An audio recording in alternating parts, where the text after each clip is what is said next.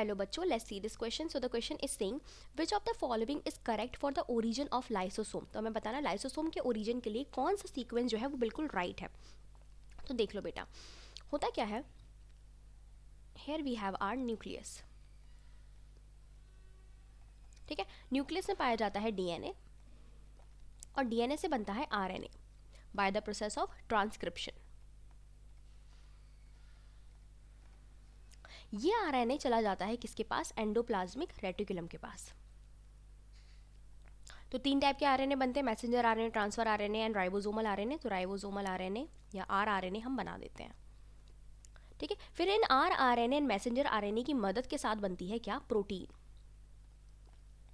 ठीक है, फिर ये प्रोटीन वेसिकल में, वेसिकल से होती हुई जाती है किसके पास? गोल्जी बॉडी के पास. तो ये आ गई गोल्जी बॉडी के पास. ठीक है, ये गोल्जी बॉडी में क्या होती है? इस प्रोटीन की पैकेजिंग होती है,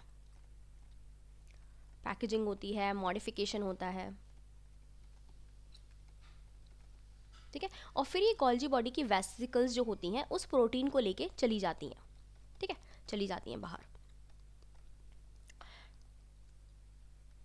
तो ये वेसिकल अगर कंटेन करी हुई है हाइड्रोलिसिस को, यानी कि वो प्रोटीन यानी कि एंजाइम, सारे एंजाइम जो होते हैं वो प्रोटीन ही होते हैं एक्सेप्ट राइबोजाइम. ठीक है, तो क्या होता है, अगर ये कंटेन करी है हाइड्रोलिसिस को और इसकी मेम्ब्रेन पे पाया जा रहा है एक्टिव प्रोटॉन पंप, तो प्रोटॉन की क्या होगा, अंदर की तरफ प्रोटॉन की कंसंट्रेशन बढ़ेगी, और प्रोटॉन की कंसंट्रेशन बढ़ेगी तो अंदर का एनवायरनमेंट क्या होगा? एसिडिक होगा. एंड दिस पर्टिकुलर वेसिकल, अभी तो ये क्या थी? वेसिकल थी. अब ये किसके नाम से जानी जाएगी? लाइसोसोम के नाम से जानी जाएगी.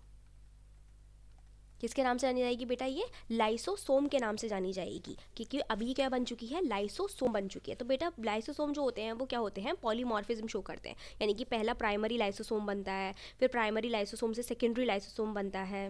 ठीक है, और सेकेंडरी लाइसोसोम में क्या होता है? एक्टिव एंजाइम होता है, और एक्टिव एंजाइम तब होते हैं जब वो किसी फैगोसोम से कनेक्ट हो जाता है. फैगोसोम यानी कि बाहर से आई हुई. ठीक है, बाहर से कुछ भी आता है चीज़ तो वो एक वेसिकल में आती है, यानी कि सेल के बाहर से आती है, तो उसे हम लोग फैगोसोम बोलते हैं. तो वहाँ पे एंजाइम जो होते हैं वो एक्टिवेट हो जाते हैं.